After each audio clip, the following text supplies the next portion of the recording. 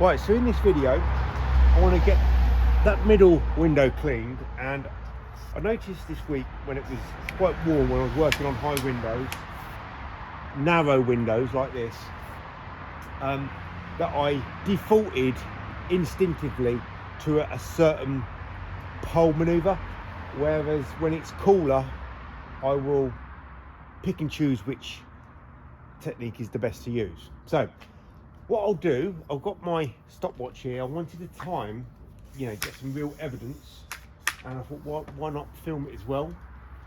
Because when you're working on instincts and you're evolving, adapting in circumstances like hot weather or difficult maneuvers and scenarios, I work on instinct. I know a lot of window cleaners just work like robots and they just struggle through, but I instinctively evolve and adapt. So what I'll do is I'm going to do 3 different maneuvers. Take out the whole window with a fanning maneuver, then take out one side with a straight pull, and then navigate round and do the fanning maneuver, and then take out both sides and then fill the middle part in. And I wanted to time it to see what is the actual time difference.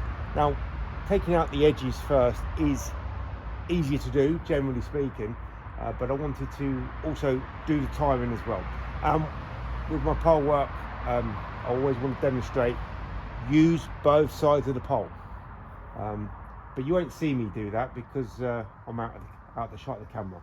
So what we'll do is, let's soap up this window, and it's a pretty hot day today, but we are in the shade, and let's just press the stopwatch. Okay, so we're off and going, and we're just going to time the actual squeegeeing. So first of all, coming down the glass. Now there's always pluses and minuses with whatever you're doing window cleaning technique wise. I don't want to go into the in-depth of that. That's about 22 seconds there. I generally do that sort of maneuver when it's a bit cooler. The overall benefit is you do get better skill with your pole work, but you also have, in cold weather, you have that solution on the glass all over the glass, whereas when you take out all the with the straight pulls, you can be working on dry glass. There's pros and cons to that, but generally speaking, what I find is when I want to get the work done quicker, I will take out one side or take out both sides, then maybe re-wet the window, and then this is in hot conditions, and then fan the middle bit. But we're not going to soak the window up twice. We're just going to do it in one go. But that was the first maneuver. That was about 22 seconds. So let's soak up the window, and we'll do a different technique. Right, so I'm going to start the clock, and I've now gone on the other side of the pole. So we'll take that side out, and then what we'll do is we'll fan this rest, and then we'll measure the time.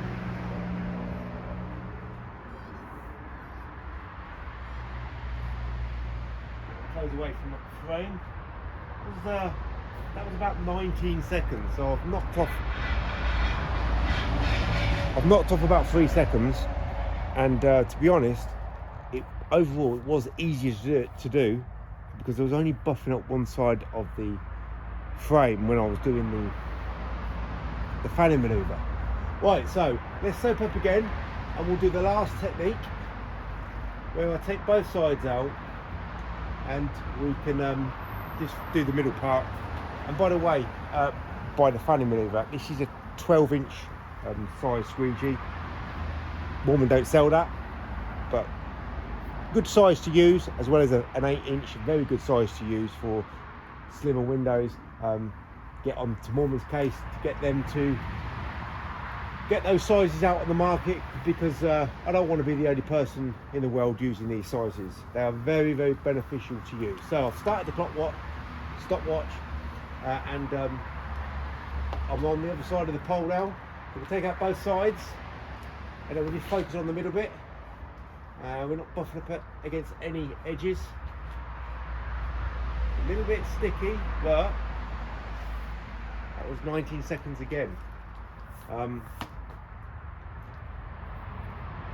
If I had a slightly smaller size, I'd have kept more solution on that glass, and I'll be able to navigate a little bit easier.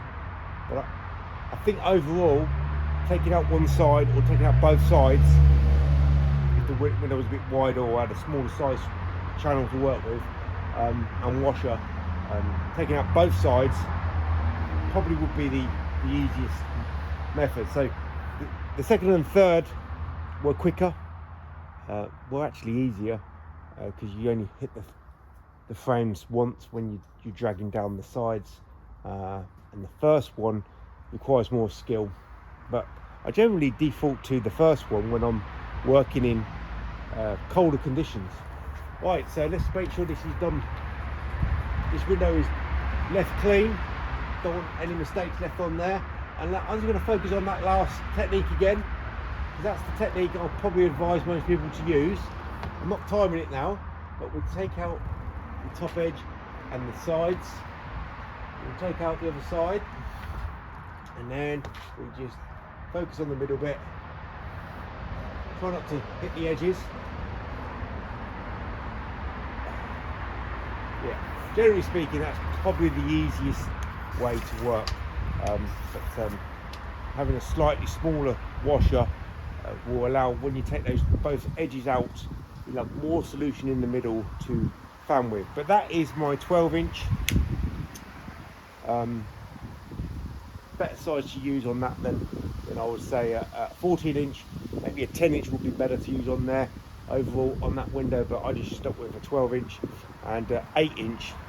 My God, it is such a beautiful size to work on residential houses. So if you don't have one, get in contact with Moorman and make them start producing different sizes of the flick pad and the channels, for making your work not only easier to do, better to do, but quicker to do.